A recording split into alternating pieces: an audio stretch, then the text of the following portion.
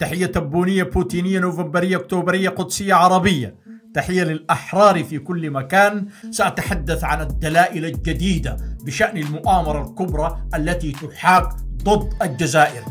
دعوني أتحدث عن أبعاد المؤامرة ضد الجزائر، وهي مؤامرة كبرى بلا شك.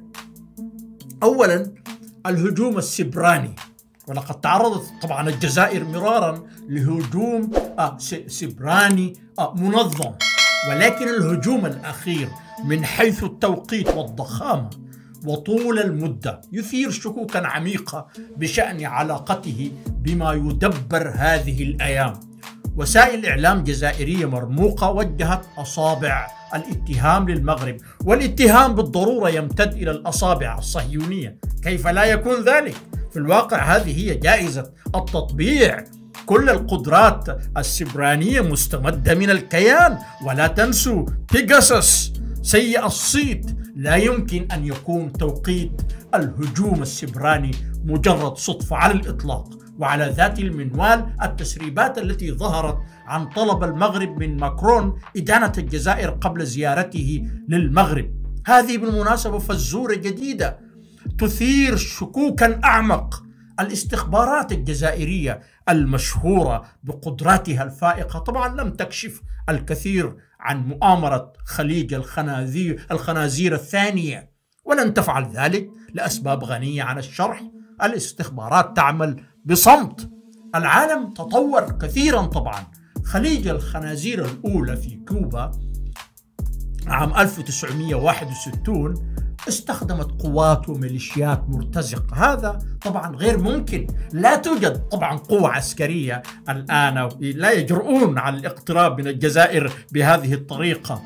لن يحتاج الجيش الجزائري لقمع مرتزقة مثلا يأتون من الخارج. سيتولى أمرها شباب جزائريين يحتسون القهوة في مقهى عام. لا يحتاج حتى الجيش الجزائري بالمناسبة لحسم هذه المحاولات. الجحافل التي تلجأ القوى المتآمرة إليها جحافل سبرانية، شبكات مضللة ومضللة تعمل في جنح الظلام، قد لا تكون مرئية للملأ، ولكن الأجهزة الاستخباراتية الجزائرية كانت ترصدها بدقة كما علمنا، وقامت بوأدها في مهدها.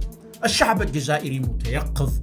هذه لحظة خطرة جدا في التاريخ الإنساني، فضلا عن ذلك النجاحات المذهلة التي تحققها الجزائر تثير أوجاع الخصوم وتتلف أعصابهم. الجزائر الجديدة التي نحتفل بنجاحاتها ونفرح ونسعد بإشراقاتها، بالمناسبة هذه الجزائر الجديدة تقتل الأعداء هما وغما، وصدقوني لقد أصبحت شغلهم الشاغل. لا يعقل أن لا ترعبهم الأنباء الأخيرة التي صنفت الجزائر كواحدة من 3 دول صاعدة في العالم. وبالنسبة لأعداء الجزائر التاريخيين والمعاصرين، تقويض الحلم الجزائري أهم لهم من إقامة العلاقة الجيدة معها. هذه هي المسألة. أو أنهم يفضلون جزائر أخرى، جزائر لا تثير خوفهم وحسدهم. وأعذروني على الاستطراد. المهم يعني من الدلائل الجديدة أيضا بركان الحملة الإعلامية الفرنسية العدائية. لم نشهد شيئا مثلها. لماذا لم نشهد هذه الحملة عندما كانت العلاقة على الأقل كانت هناك محاولات لتحسينها؟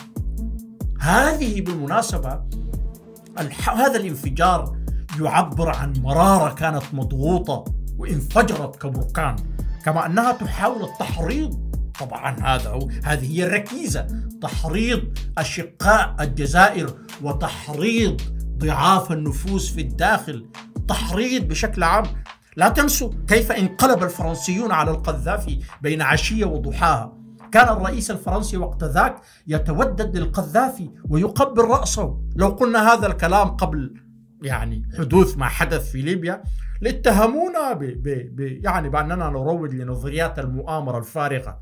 هذه أمور حقيقية وجادة وخطيرة وتستدعي اليقظة. كان الفرنسيون يقبلون رأس القذافي كما قلت للحصول على الصفقات للشركات الفرنسية، وفجأة كانت فرنسا على رأس الدول التي دمرت بصواريخها ليبيا.